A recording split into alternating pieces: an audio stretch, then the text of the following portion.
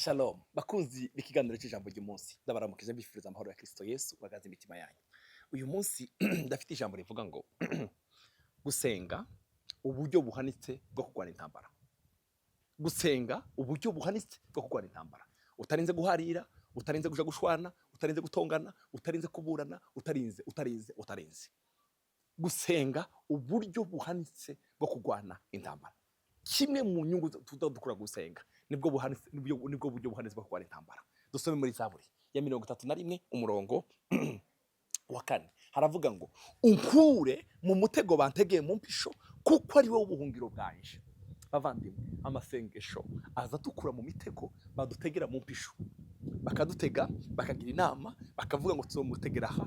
Ariko iyo dusenze, iyo dukoresheje buno buryo bwo gusenga, ni uburyo buhanitse bwo kurwana intambara. Wewe ntunamenya yuko banaguteze, ariko gusenga kwawe, glory, gusenga kwawe kukaburizamwo imitego bagutegeye mu mpisho. Gusenga uburyo buhanitse bwo kurwana intambara z'uburyo bwose. Haleluya, nibwo buryo buhanitse bwo kurwana intambara. Unkure mu mutego bantegeye mu mpisho kuko ari wewe buhungiro bwanje.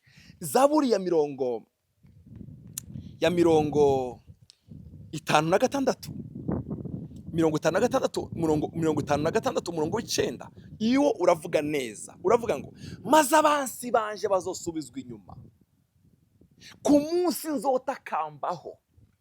Ibyo ndabizi neza kuko Imana iri mu ruhande rwanje. Bazosubizwa inyuma umunsi nzohaguruka gutakamba. Uburyo buhanitse bwo kurwana intambara no gusenga. Haleluya, bazosubizwa inyuma. Hari ibizosubizwa inyuma umunsi uzohaguruka gutakamba. Gutakamba kwawe n'ubutunzi bwawe mukunzi. Yesu aguhezagire. Reka mfate abantu babiri. Haleluya, abantu babiri bakoresheje buno buryo bwo gusenga, Imana irabatabara.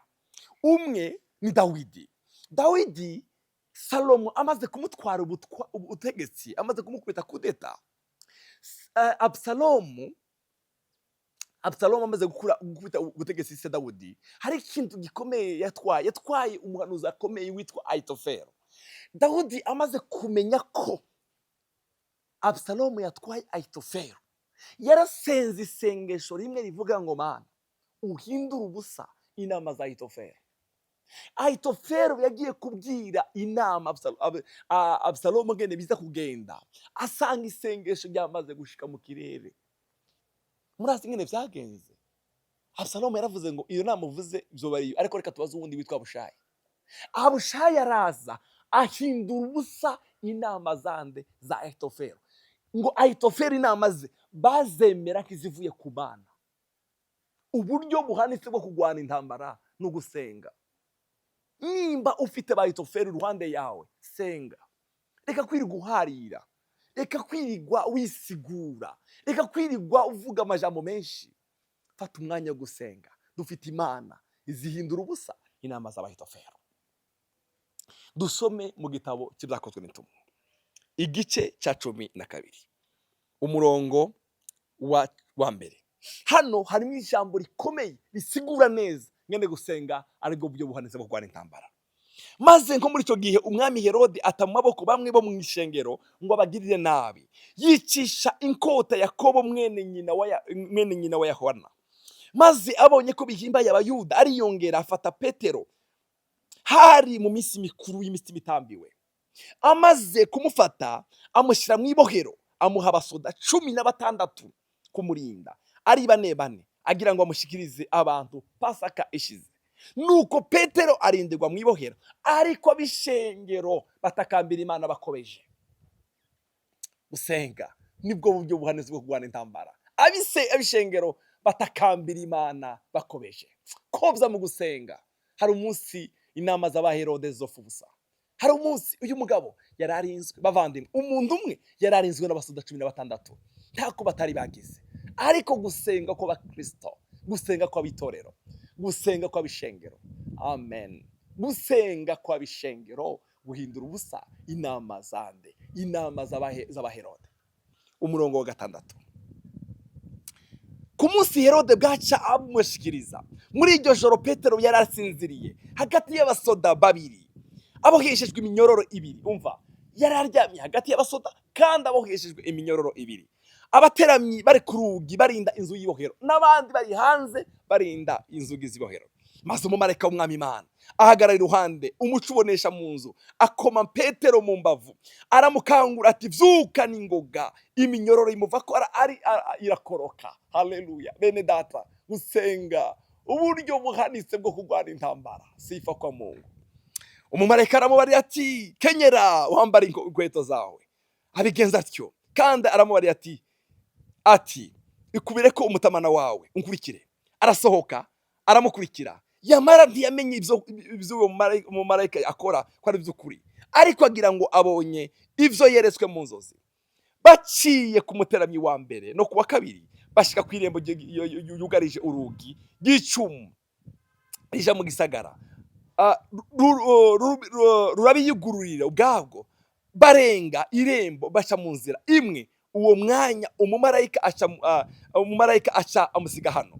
Akenge kagarutse Petero aribwira ati noneho menye vy'ukuri yuko umwami yatumye umumarayika wiwe akankiza ukuboko kwa Herode, bo nivyo ubwoko bw'abayuda bwari bushabaje byose, akankiza. Bavandimwe,